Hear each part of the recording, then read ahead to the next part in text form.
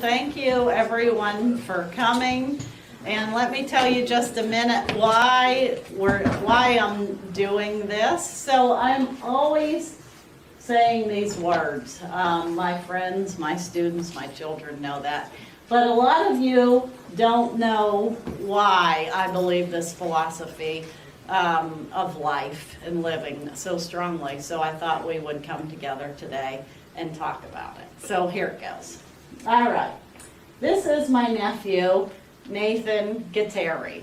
And Nathan Gatteri grew up when he was really young. He didn't speak very well. His brother did all the speaking for him.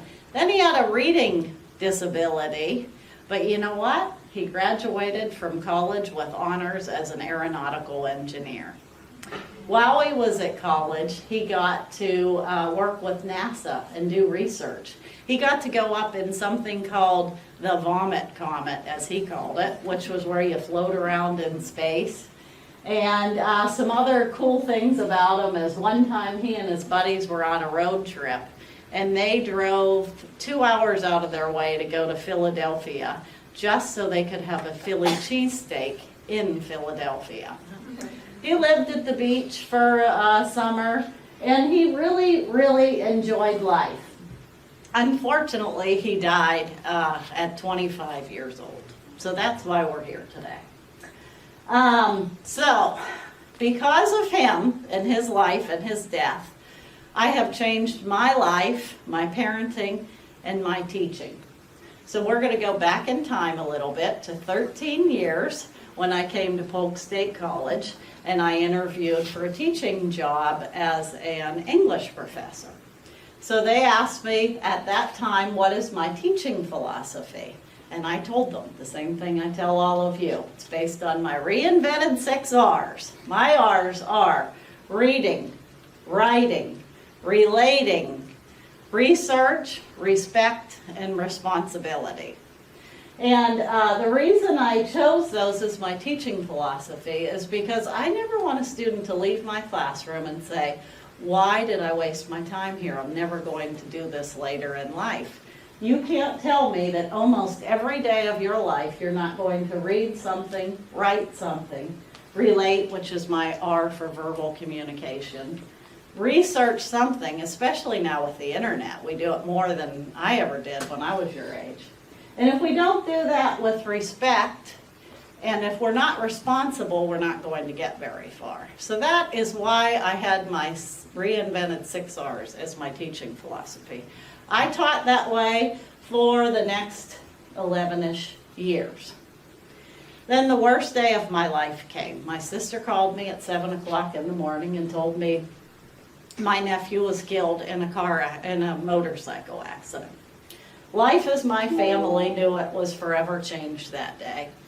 And my children and I got in an airplane. We flew from Florida to Pennsylvania to be with my family. And we sat through his funeral a few days later. It was a full house. And people were asked to come forward to the podium and say things about Nathan. What they said was, Nathan brought me soup when I was sick. Several people said that. Nathan bought me groceries because I didn't have any money or any food. I said, Nathan always had time for my kids, even though they were 10 and 13 years younger, and he was a 25-year-old man that could be doing a lot of other things than hanging out with his young cousins. So really, because of that day, I have forever changed my life, my parenting, and my teaching. So, about the same time as that happened, I came back to Florida. I came back to my classroom. About that same time, I watched a commencement speech by this guy, Matt Damon, and he was actually quoting Bill Clinton. Matt Damon said a lot of things in that speech. It was 20 minutes long, longer than this one. And but 5 words he said spoke to me. And he said, turn toward the problem and engage. And I thought, I don't want Nathan's goodness, because he was my nephew, and I knew he was a good person, but I didn't know how good he was. until I sat in that funeral and listened to how many people's lives he affected, just a tiny little bit at a time. And I want that legacy to move on in me and my children, and really in all of you. So that's why you guys laugh at me sometimes and get tired of hearing turn toward the problem and engage. But I live it. I live it now. And I'm going to give you a couple examples of how I live it. About a month or two ago, I took my daughter to soccer practice. When I took her, I needed to go to the store. I needed 3 things, but I am 50 years old, so I can only remember 2 of the 3 things that I needed at the time. I needed water bottles, and I needed cat food. So I go in, I get out of my car, and in front of the parking lot, there is a woman. She had no shoes on. She was in front of a very beaten up old car, no bumper in the front. I could tell she had children in the back. The doors were open. She was distraught. She was talking on the phone to somebody. I went in, got my groceries, came out, and as I tell my students all the time, Matt Damon whispered in my ear, and he said, turn toward the problem and engage. So I put the stuff in my car, got out 4 water bottles.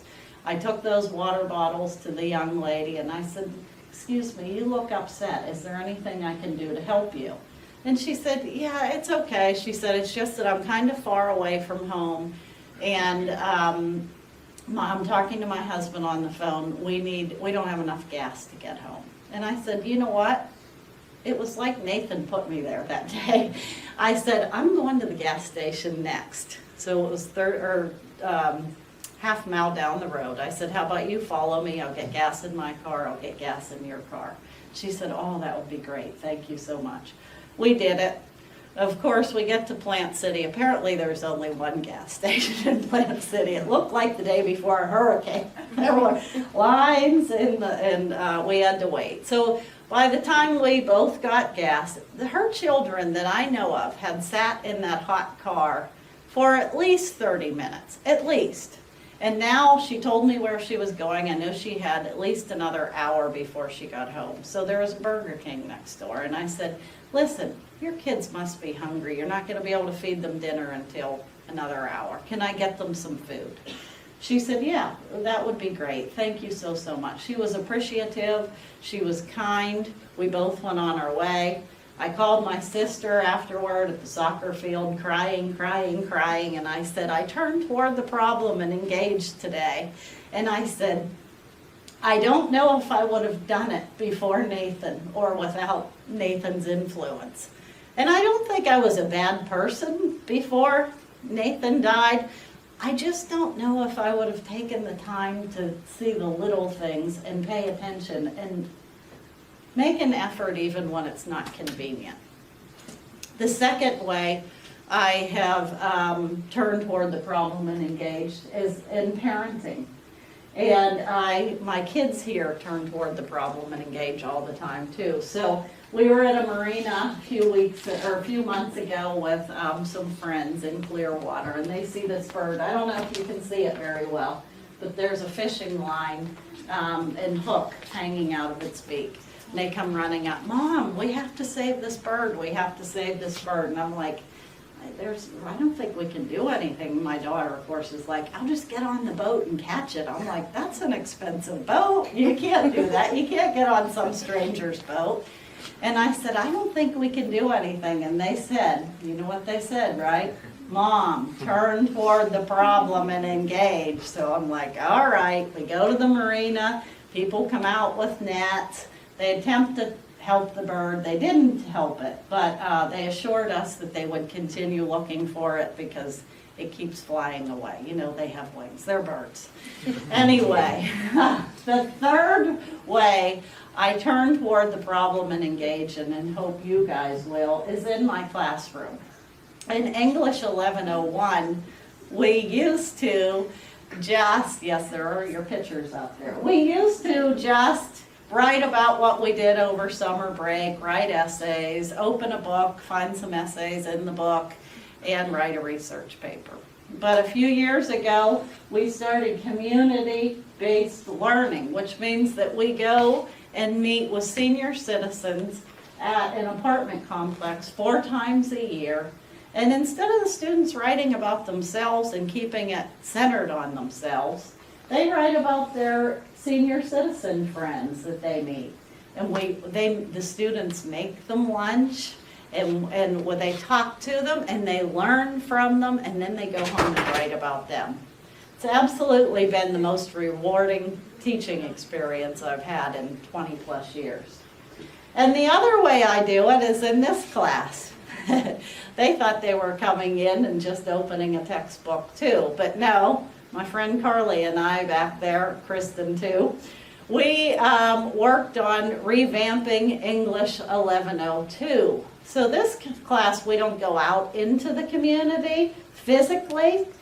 Instead, we talk about social issues that are partly tearing this country and this world apart. We talk about, read about, and write about religion, racism, technology, and I'm having a mind blank.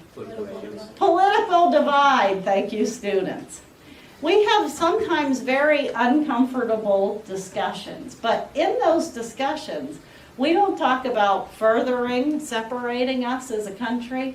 We talk about looking at people as an individual and understanding that individual and trying not to further divide us. Sometimes I have students, like she came in and say, Mrs. Martinson, I turned toward the problem and engaged over the weekend. My boyfriend and I were going to go to church and it was raining and pouring, and there was a homeless person sitting on a bench getting soaked. And she and her boyfriend went, got him food and an umbrella and came back. And so, in closing, because I know you're like, enough already, we get it.